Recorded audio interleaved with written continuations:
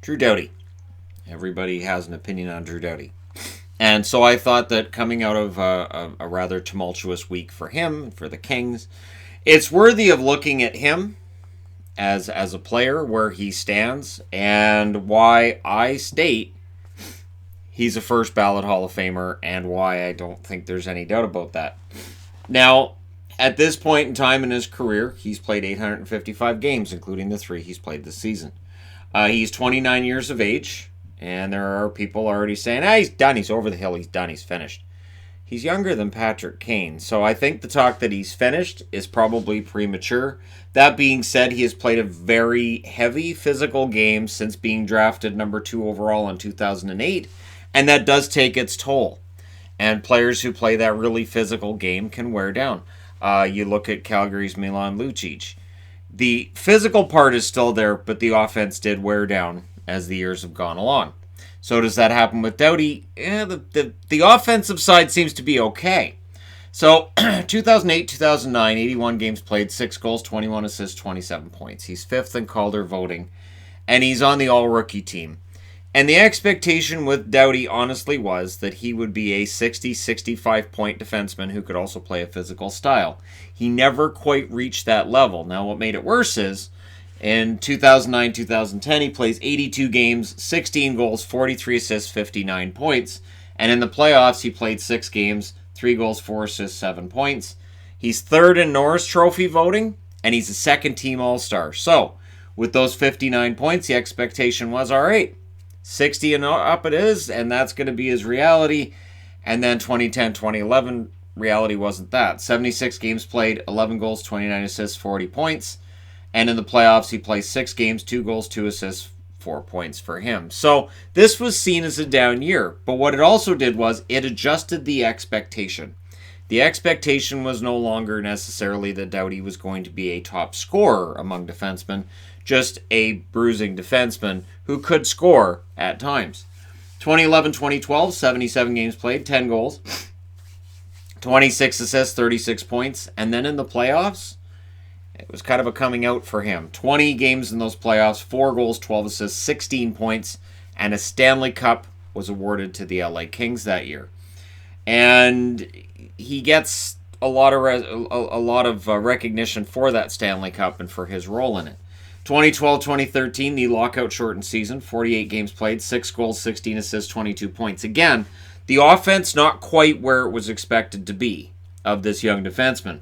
But in the playoffs, 18 games played, 2 goals, 3 assists, 5 points. He finished 9th in Norris Trophy voting that year. And again, the LA Kings went on a nice long run. Their battles with the Chicago Blackhawks at that point were fantastic. As somebody who didn't cheer for either team at the time, I just really enjoyed the hockey. 2013-2014 plays 78 games, 10 goals, 27 assists, 37 points. In the playoffs, 26 games played, 5 goals, 13 assists, 18 points. That's a Stanley Cup win for the LA Kings again. And he was 6th in Norris Trophy voting that year.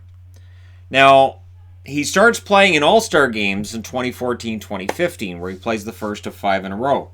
82 games played, 7 goals, 39 assists, 46 points, and he's a second-team All-Star. So, pretty big season for him there overall. He doesn't get the Norris Trophy, but he is a second-team All-Star. So, coming out of that season, 2015-2016, 82 games played, 14 goals, 37 assists, 51 points. Pretty decent season for him. 5 games played in the playoffs, 1 assist. He's a first-team All-Star, and he wins the Norris Trophy. So everybody agrees, pretty decent season for Mr. Doughty, and it's his 1 Norris Trophy. 2016-2017, 82 games played, 12 goals, 32 assists, 44 points. He finished 7th in Norris Trophy voting in 2017. That's not that long ago, and yet here we are, and we'll get to what we're discussing at this stage.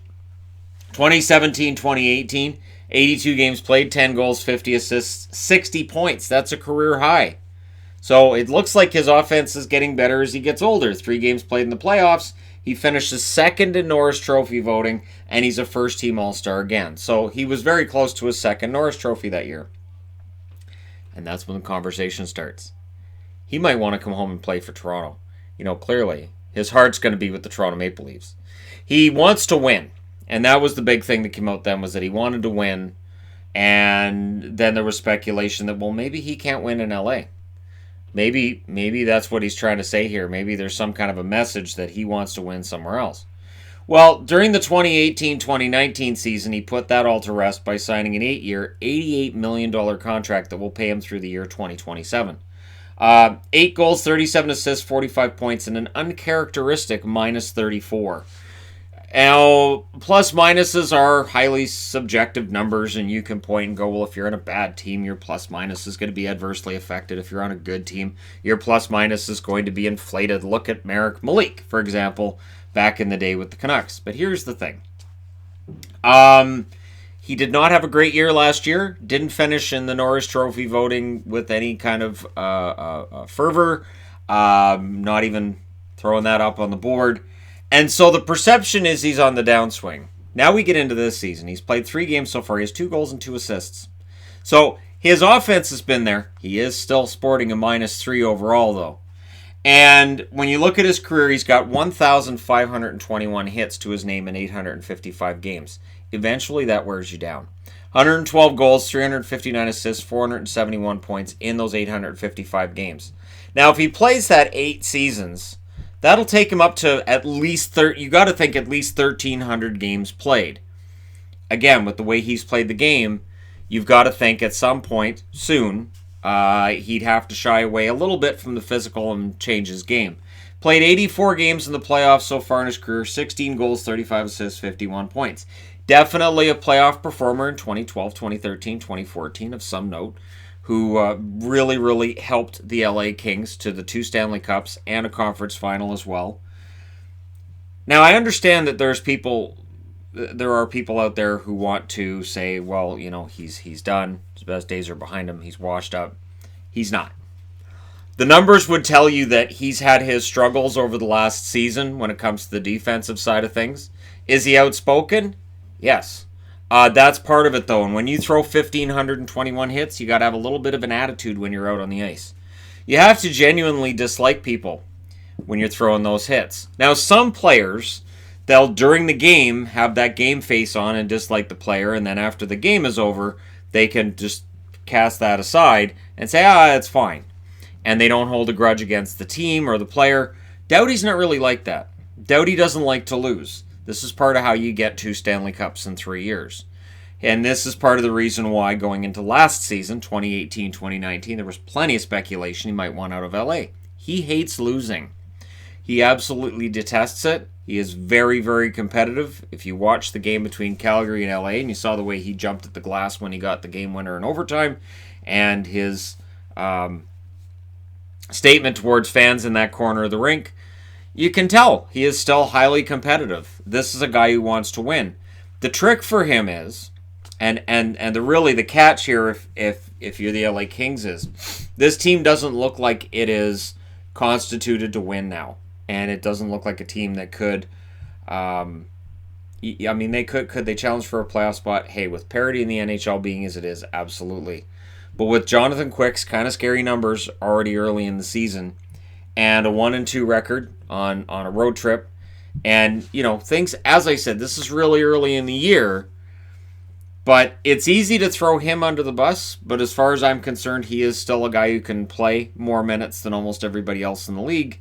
He is still a physical force out there. I do have some concerns that LA may overplay him because of the state of their blue line, but that also can explain that minus 34 from last year.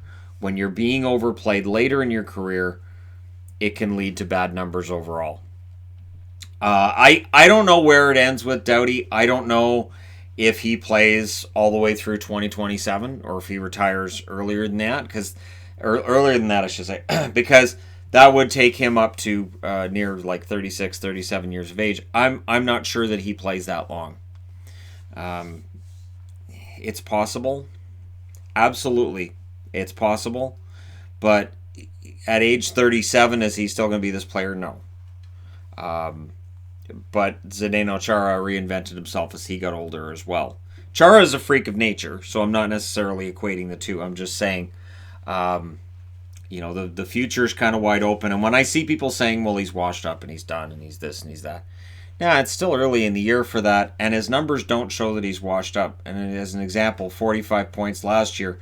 He had 44 in 2017, 46 in 2015. So he is due for an upswing. He had 51 in between and 60 in between.